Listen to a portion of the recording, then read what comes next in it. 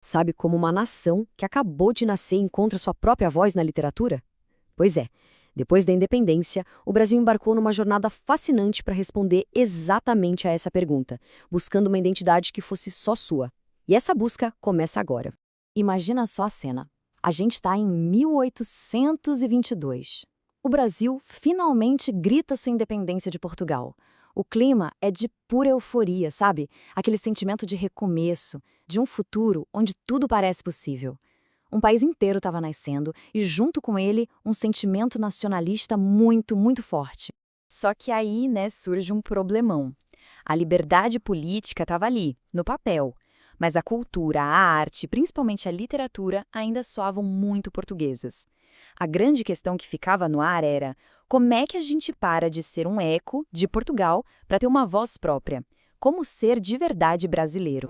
Olha, logo depois de 1822, bateu uma urgência nos intelectuais e artistas da época. Eles sentiram que não bastava ter um país no mapa, era preciso criar uma cultura que refletisse a alma dessa nova nação. Era hora de romper com os modelos antigos e inventar uma forma de expressão que fosse autenticamente nossa. E não pensa que isso aconteceu por acaso, não. Foi um projeto muito bem pensado, abraçado por uma geração de pensadores, que decidiu, de caso pensado, cortar os laços culturais com a Europa. A meta era clara: construir algo autêntico, algo que falasse sobre o Brasil e para o Brasil. Essa busca por uma identidade fez os artistas olharem para dentro, para o próprio país. Eles começaram a se perguntar: que símbolos, que imagens, que heróis podem representar a alma da nossa nação? O que é, afinal de contas, a essência do Brasil? E a resposta começou a aparecer na arte. Artistas como o alemão Rubens, por exemplo, passaram a pintar a paisagem local e seus habitantes originais. De repente, a resposta para a pergunta "o que é o Brasil?" parecia estar ali, na própria terra e no seu povo. O crítico Antônio Cândido resumiu essa filosofia de um jeito brilhante. Ser um bom escritor naquela época queria dizer ser brasileiro. E ser brasileiro queria dizer colocar na arte aquilo que era único do país: a nossa paisagem e o indígena. Era quase uma declaração de princípios, sabe? E assim, os escritores e artistas encontraram os seus dois grandes pilares para construir essa nova identidade. De um lado, a natureza exuberante, tropical, que não tem igual, e do outro, o indígena, que vai ser reinventado e colocado no posto de herói nacional. De todos os símbolos, foi a figura do indígena que se tornou a mais poderosa e a que mais definiu esse novo movimento.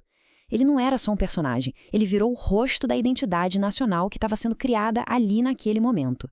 Esse movimento ficou conhecido como indianismo. A ideia, que bebia muita na fonte do filósofo Rousseau, era apresentar o indígena como um ser puro, heróico, que não foi corrompido pela sociedade, o famoso bom selvagem, que aqui no Brasil passou a representar a nossa essência. E essa comparação aqui é perfeita para a gente entender a sacada deles. Na Europa, os românticos amavam o cavaleiro medieval. O problema: o Brasil nunca teve Idade Média. E aí, o que eles fizeram? Acharam um substituto perfeito: o indígena, o nosso próprio Cavaleiro dos Trópicos. Mas, claro, essa revolução artística não aconteceu da noite para o dia. Ela foi sendo construída aos poucos. Tudo começou em 1808, com a chegada da corte, que trouxe jornais, teatros, bibliotecas.